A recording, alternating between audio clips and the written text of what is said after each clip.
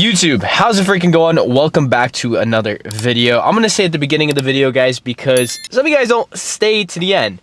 Hit that sub button. We're on route to 1,000 subscribers by April 1st. I think there's 3 more days left, 4 more days perhaps. 3 days left. So we gotta work hard for it. At the time of this recording, we're at 859, which I want to talk about because that's the exact same I was at yesterday. And of course, you know, you don't really dictate your message or your performance in something based on numeric metrics like that. You should gauge it off how you feel and how you are progressing as a creator, right? And specific to the YouTube, it's about if I'm getting better at recording, better angles, better conversations, more comfortable with the camera and shit like that. And that's the true gauge of whether or not I'm doing better. And if I feel like I'm doing better in those regards, then that is where I should find some form of comfort and I guess, you know, comfort in the knowledge that I'm growing, getting better, right? But sometimes, you know, you take a, I guess it's not right to do, but sometimes I look at the number and that's my gauge, right? But the reality of it is that isn't the gauge. The gauge is just to get better and better and better. And that is the focus, right? Because at the end of the day, if I had 1,000 subscribers, then I would have been the person who deserves 1,000 subscribers. But because I don't have it yet, I'm not that person, which means I got to become better and develop the characteristics of what a good content creator has. But that's applicable for any goal and ambition that you guys want, right? Similar like $1 million. A lot of people want $1 million, right? If you don't have $1 million right now, that's the reality of it is you aren't the person that deserves $1 million, because if you did, you'd have it, right? So you got to work towards becoming a better person rather than judging it based off those sorts of metrics. And I find myself in that loop. So I guess I'm kind of letting you guys know how I'm personally feeling about those sorts of things, because again, I look at that number, I don't see it growing, and it hurts a little bit. But the reality of it is, it's just a number. I feel like I'm getting better, more comfortable with the camera, and that's what matters. Shout out all the supporters, specifically Baseball Fan. He actually just commented on the most recent video just right before I recorded this. So shout out Baseball Fan. Shout out all of you guys, though. You guys, the support is unreal. I really do appreciate it. 859 people is a lot of fucking people, you know? And you look at that and you're like, oh, I don't have 1,000, or I compare myself to other people. It's like, oh, I don't have 1 million or whatnot. But the reality of it is, number one, they're on different points in their journey. And number two, 859 freaking people is a lot of people. So I appreciate every single one of you guys. I really, really do. I was also wanting to tell you guys about something, because sometimes you'll talk to people and you'll tell them, you know, something beneficial. I should probably turn off the car. Something beneficial, right? I'll give you an example. Going for a run, right? I went for a run this morning and I kind of had this thought while I was running. I'm like, I remember thinking and not going on runs because, you know, it's bad on your knees and shit like that. And people use that to not do shit. So like sometimes you'll tell someone something positive and something that'll benefit them, and they'll just look for the negative and channel all their energy into the negative of something and not do it, right? Another example would be like renting out a house. Oh, but the place can get trashed. Oh, I could have bad renters. The reality of it is, sure, you absolutely can. But if you look at the other side, there's a lot of positives involved in that as well. And that kind of comes down to the way you view things, guys, right? I think it was George Janko, I think his name is, or whatever the case may be. He had a podcast with Andrew Tate, and I seen this one clip. I didn't watch the full podcast, but I seen this one clip. And he asked Andrew Tate, he's like, you got I don't know if it was a wolf or whatnot, but you got a wolf in the dark and a wolf in the light. Which one lives? The one you feed, right? And that's kind of a depiction of negative thoughts, positive thoughts. Whichever one you feed into is the one that's going to live. And if you just feed into those negative thoughts, what is the purpose of that, right? Of course there's negative. There's negatives in everything, right? You could have $1 million. Guess what? There's a long list of negatives, right? But there's also a long list of positives, and you got to focus on the right ones. Of course, I'm not saying neglect it, especially in case of running. You got bad knees, don't go for a fucking run. But there's alternatives around that. And people say that to me, and no, I don't go for a run because it's bad on your knees or whatever the case may be. Okay, then go for a walk. Okay, then do some exercise. Okay, do HIIT cardio. There's so many alternatives to it. But people just fixate on that one negative and they don't try to figure out a solution, right? So if you do focus on a negative, you got to fix that with a positive, because there is a solution to every problem that you guys could think of, right? So just remember that. I really need to preach that, because that's just a thought I had when I'm running. And if you guys don't go on runs, go for runs, right? Or go for walks. One of the two, because it helps you think how I come up with the best ideas that I could think of when I go on runs or walks. So just remember that. But guys, we're going to be hitting chest, get those boobies big. I know we did hit leg day last week, which means we got to go really hard tomorrow rather. Really, really hard. My legs are going to be fucked up, but you know what? That's all right. I have no issue with that. I got to make up for what I missed, right? But without further ado, it's fucking gym time.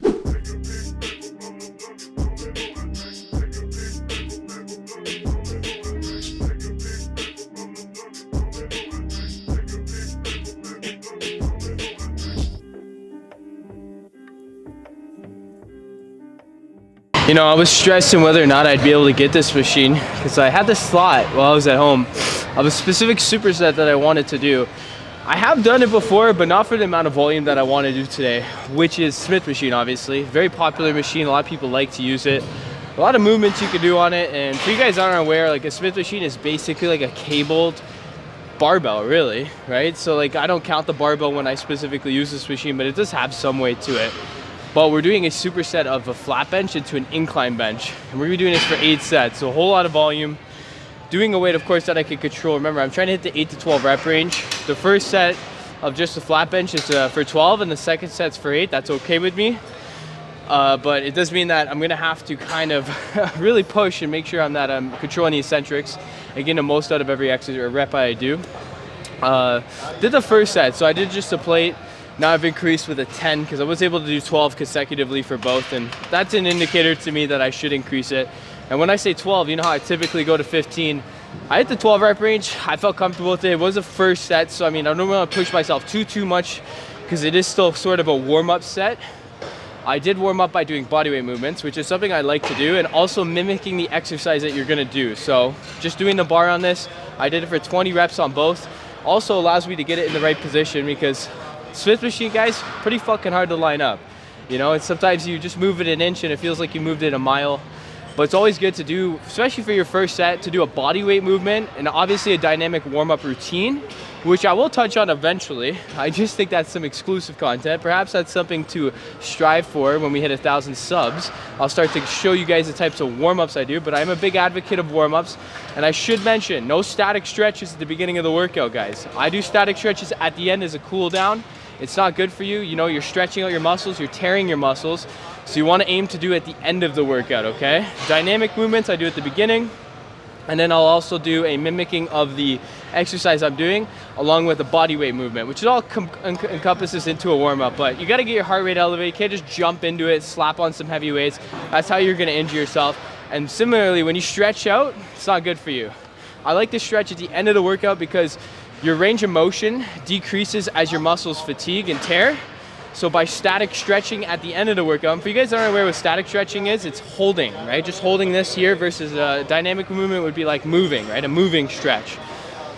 But when you do a static stretch at the end of your workout, you're gonna allow your muscles to be released, and then you'll be able to obtain that full range of motion, and it's good, man. I mean, hey, if you just work out and all that shit, your muscles are torn, your range of motion's fucked up, without a cool down, you can injure yourself. So I do recommend cooling down. Also something to strive for when we hit a certain goal of subscribers to give you guys more intel on what we're going with. But let's get right into this set. Starting off with a flat bench.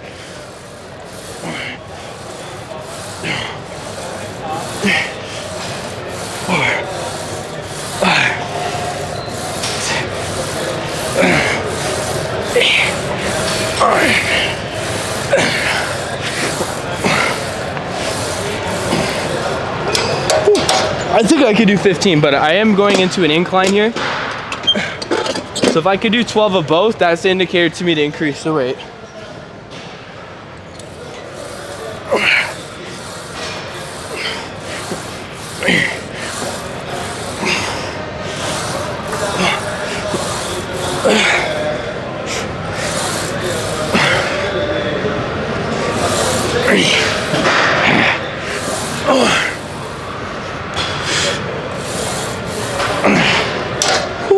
I'm gonna do 2 more. I'm gonna stick with 12 at this weight.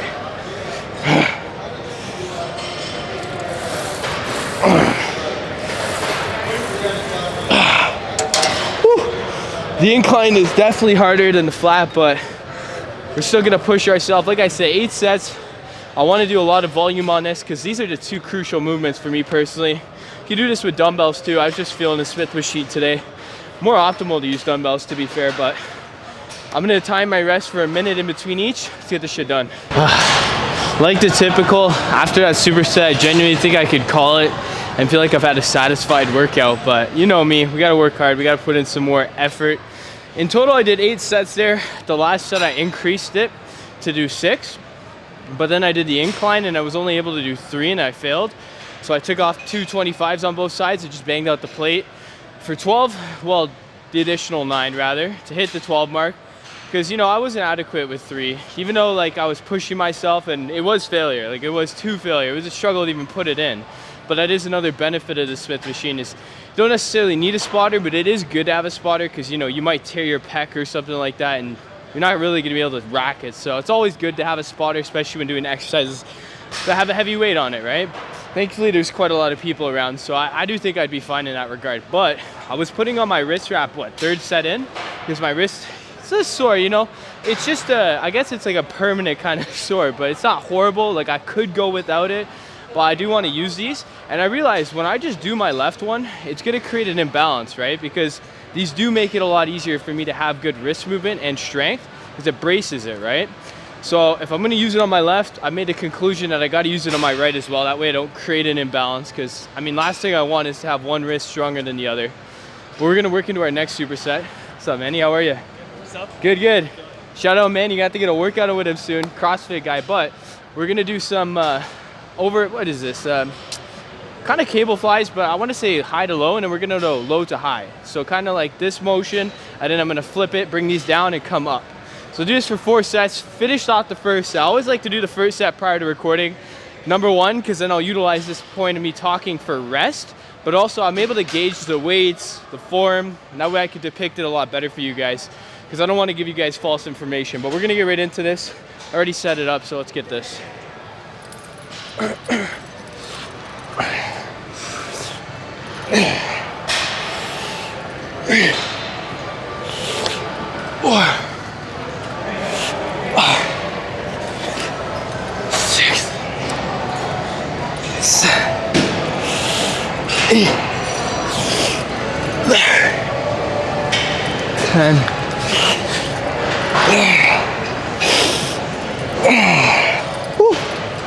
We're gonna lower it. Also gonna lower the weight, to be honest, because he's upright. I don't want to call these, man. High to low, low to high, we'll call it. Flies are I don't know, they're a little harder than the high to low ones, but it doesn't mean we're not gonna put in that work. 3, 4, 6.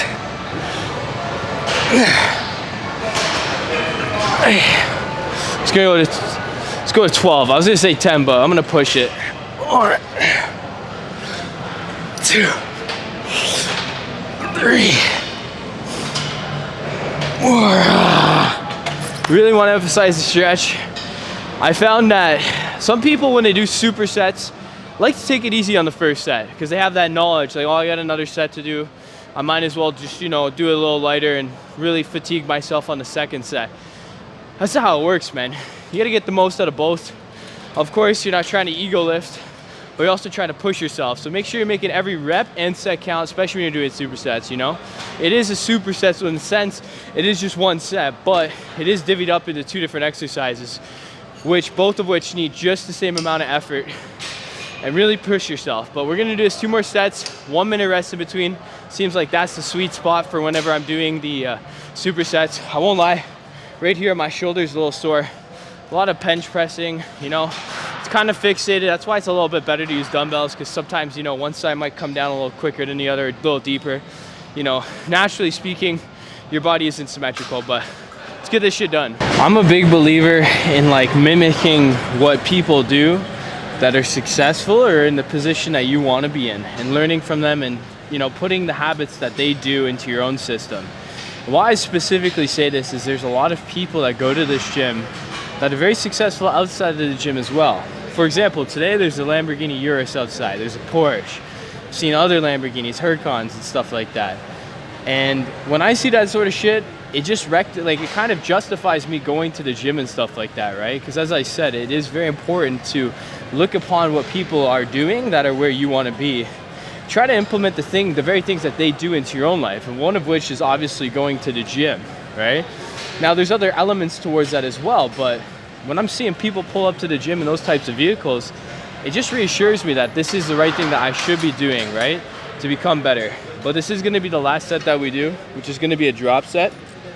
So we're going to do 3 different weights for 10 reps each. I'm going to drop it by 2 notches each set. This is going to be the last exercise I do today. I am feeling it pretty well today.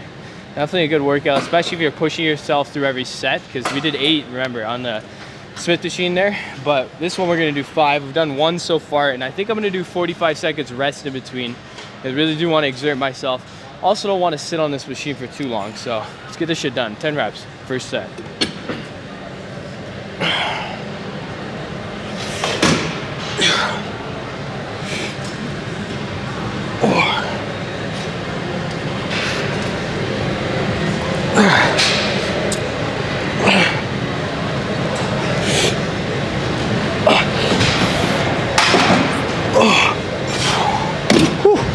All right, now we're gonna go to 40.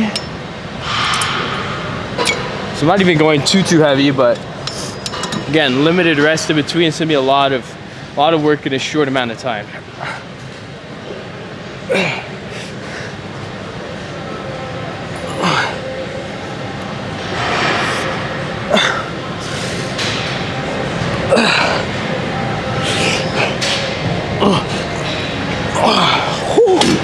That last rep was shit. That means I gotta do 1 more. All right, last drop here. I'm using the baby weights too. Remember, I always say use them. They're there for a reason. Don't neglect them.